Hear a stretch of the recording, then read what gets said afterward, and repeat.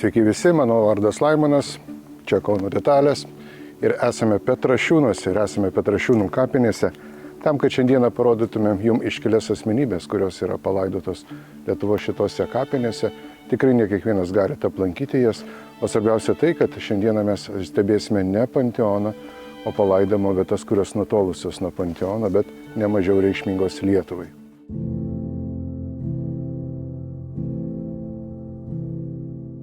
Apie 160 kultūros paminklų yra šitose kapinėse.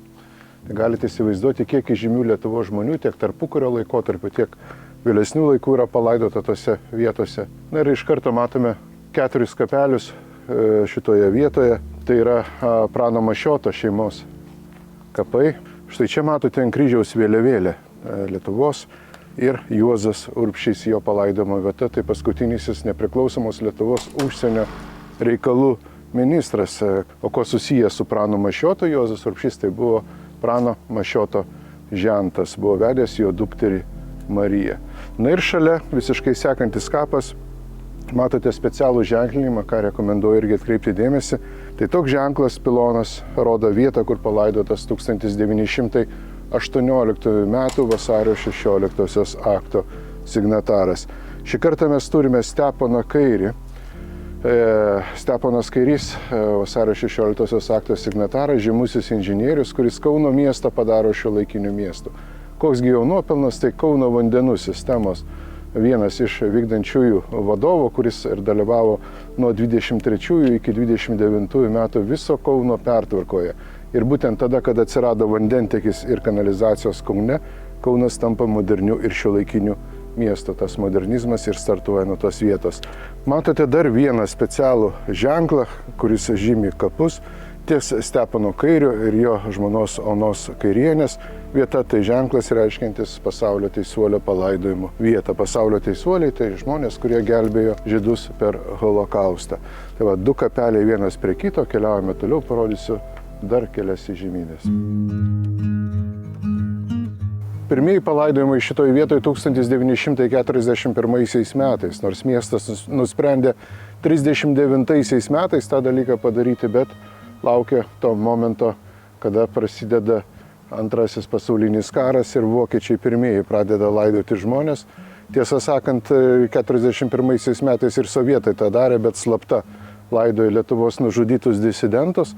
Na ir vėliau po 41 metų viskas vyko įprasta tvarka, didysis perlaidojimas čia 59-60 metai, kada sovietinis režimas uždaro senasias kapines Kauno miesto, toj vietoj, kur Ramybės parkas, ir čia perkeliami įžymus Lietuvos žmonės, paprasti žmonės to pačiu palaidoti, kurie buvo toje vietoje.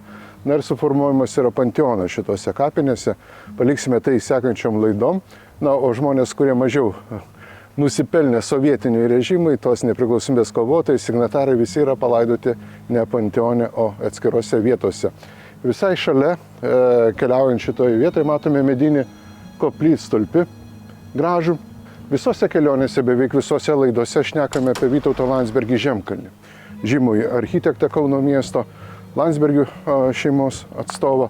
Tai matome ir jo palaidojimo vietą šitose kapinėse. Vytautas Landsbergis Žemkalnis palaidotas čia 1993 metais, jo žmona Ona Jablonskytė Landsbergienė, Jablonskio dukra, na ir antroji žmona Elena Landsbergienė Žemkalnienė. Šalia ir jo sūnus Gabrielius Žemkalnis, kuris mirė Australijoje. Po 60 metų, kada buvo perkelti kapai iš Kauno miesto centro, šitoje vietoje intensyvus laidojimai vyko iki 1972 metų, o vėliau buvo leidžiama laidoti tik tais Kaunui ir Lietuvai nusipelnusius žmonės arba žmonės, kurių jau kapai buvo šitoje vietoje. Ir jeigu čia stabteltumėm trumpai, vėlgi matome vieną iš žmonių, kuriam man teko asmeniškai bendrauti, tai yra Dautartas Aurimas, televizijos ir radio laidų vedėjas, 2011 metais pasitraukęs iš gyvenimo, matome jos šeimos kapą. Kitas kapas, kuris matosi gražiai liktais iškelta ranka ir kylantis žmogus į dangų, tai yra Samuolių šeimos kapas. Puikiai žinome dailininką Antaną Samuolį, žmogų, kuris pagerbtas yra dabar ypatingai, jau tada gyveno dideliam varge, mirė jisai Šveicarijoje, palaidotas Šveicarijų kapinėse, o čia mes matome tik tai jo kenotafą. Tai dar vienas toksai ženklinimas šitose kapose, vietų, kur pačio kūno nėra, o tik tais atminimo ženklai. Tai Antanas Samuolis Samulevičius, jo sūnėnas Raimundas Samulevičius, žinomas rašytojas, dramaturgas, ir Stasė Samulevičienė, žaisliukų kūrėja, odininkė žymi Žaliakalnio. Ir toliau keliaudami matome dar vieną žmogų, kurios buvo kabutėse nepriimtas į panteoną, bet jis yra puikiai žinomas lietuvių literatūros pasaulyje.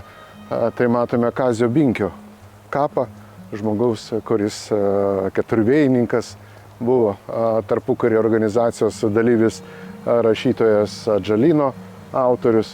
Tai pirmasis vėlgi palaidojimas jo buvo Ramybės parke, dabartinėme senose kapinėse, na, vėliau perkeltas būtent į šitą vietą. Ir vėl ženkliuką matome pasaulio teisuolių esančio ant šito kapo ir šalia palaidotas jo sūnus Gerardas Binkis. Na ir netoli Kazio Binkio mes turime dar vieną koplytstulpį, Straigio padarytą žinomo meistro skulptoriaus.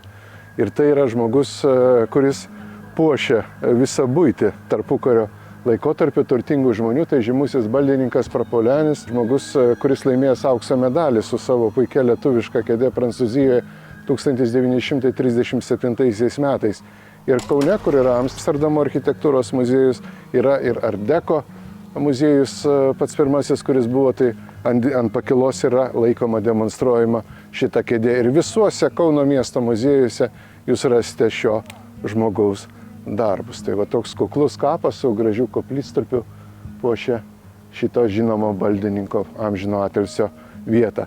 Na ir toli už manęs matote kelią, jo teks truputėlį paeiti, kad pasiektumėm Petrą Klimą, vieną žymiausių vasario 16-osios akto signatarą, kuris buvo palaidotas toje dalyje. Keliavom kartu. Nu, jau gerokai pažengę tose kapinėse, beveik jų pabaigoje, mes užsukame į kairę pusę ir pamatome dar vieną piloną, skirtą vasario 16-osios akto signatarui. Tai yra mūsų gerai žinomas ir gerbiamas Petras Klimas, kuris praėjęs ir vokiečių koncentracijos stovyklas buvo išvežtas į Sibirą. 55 metais grįžta atgal ir gyvena Kaune iki 1969 metų.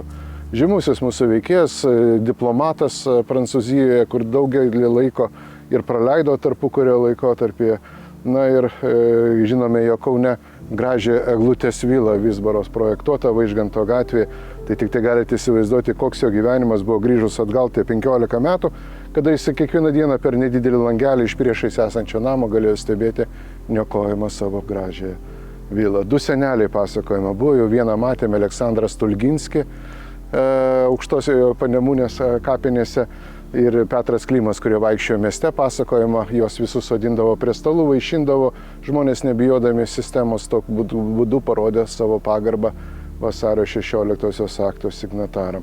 Kapas nutolęs, jokių rodiklių nėra kapinėse šitose, tai rasti jį irgi pakankamai sudėtinga, bet bandykite ieškoti kapuose tokio pilono, jie nuves jumis tiesiai prie šitų išskirtinių žmonių.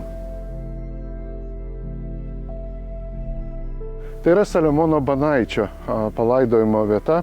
Saliamonas Banaitis, vasario 16-osios akto signataras. Kai buvome Rotušėje, kalbėjau ir pasakojau iš balkono matomus vaizdus, tai pasakojau ir apie Saliamono Banaičio spaustuvę, kuri yra visiškai šalia Rotušės, ten, kur rinkosi visi signatarai. Tai matome ir knygą su Saliamono Banaičio parašu, todėl kad toje spaustuvėje būdavo spausdinamos ir lietuviškosios knygos, kurios po spaudos atgavimo buvo viena pirmųjų spaustuvių, kuri tą dalyką padarė. Norėjo Saliamono Banaičio vardu pavadinti ir Kauno autobusų stotį naująją, nes jisai buvo vadovas to projekto, kaip Kauno autobusų stoties įkūrimas Vytauto prospekte tarpukario laikotarpyje, bet pabaigos jos ir nesulaukė. Tai vat jo garbiai Kaunas galėtų turėti šią autobusų stotį. Vienas dar įdomus faktas iš Saliamono Banaičio gyvenimo, kada buvo 1919 metai, Lietuvos nepriklausomybės kovos, tai Saliamonas Banaitis, verslininkas, kuris sudėjo daug pinigų apginkluoti Lietuvos savanorius. Šakiuose subūrė savo gimtuose kraštuose karių būrį, juos perkelia į Kauno miestą, aprengia ir pilnai apginkluoja, pasakojama, kad tai buvo turbūt geriausiai ginkluotas savanorių būrys. Na ir garlaiviai, kurie stovi Kauno miesto senamiestyje, po tiltų, senos nuotraukos rodo jų vietą, toj vietoje, kur uostas buvęs, tai Saliamonas Banaitis investavęs pinigus buvo ir į laivų kompaniją, kurie 27-aisiais net buvo tapusi tarp Atlantinė. Tai va 30-ųjų metų krizė nutraukė šitą veiklą ir vėliau Saliamonas Banaitis jau užsiėmė tik Kauno autobusų stoties kūrimu ir steigimu. Tai va toks buvo vasario 16-osios akto signataras ir jo palaidojimo vieta čia Petrašiūnų kapinėse Kaune. Matome kapą su išskirtiniu tokiu ženklinimu balta, raudona, balta. Kapas priėmęs šito žemės Klaudijo Dušausko Duš, Baltarusijos vėliavos autorių Gudijos. 1917 metais Baltarusijoje tarybai Klaudijus pateikė šitą versiją vėliavos balta, raudona, balta, jinai buvo patvirtinta. Na ir kasgi atsitinka 1921 metais Klaudijus priverstas trauktis iš Baltarusijos ir persikėlė į Lietuvą ir čia gyveno iki 1959 metų. Buvo Lietuvos pašto sistemos inžinierius, kur Lietuvoje ne vieną paštą yra suprojektavęs ir paleidęs, atidavęs į gyvenimą. Na ir pats projektavo daugybę privačių namų, kurių ne vieną jau matėme savo kelionių metu. Na ir įdomu tai, kad namas yra Aušros gatvėje Kaune, Klaudijo Dušausko Duš ir ant pačio namo irgi yra pakabintas vainikėlis su Baltarusijos vėliavom, balta, raudona, balta. Beje, Klaudijus Dušauskas Duš ir Donatą Katkų, žinoma dirigentą, vaikystėje globojo ir su mama glaudė per Antrą pasaulinį karą savo name. Tai dar viena tokia vieta, jau brangi ne tik tai Lietuvai, bet ir Gudijai, Baltarusijoje šitose kapinėse. Na ir tokių vietų čia yra apie 160, kaip ir sakiau, kultūros paminklų, kuriuose palaidoti žymus Lietuvos ir ne tik Lietuvos žmonės. Štai čia šitoje vietoje, po kairiąją pusę, matome ir pradžią pačio panteono. Didžiulės teritorijos, kurioje palaidoti žymus Lietuvos žmonės. Bet apie tai būtinai jums papasakosiu kitose laidose.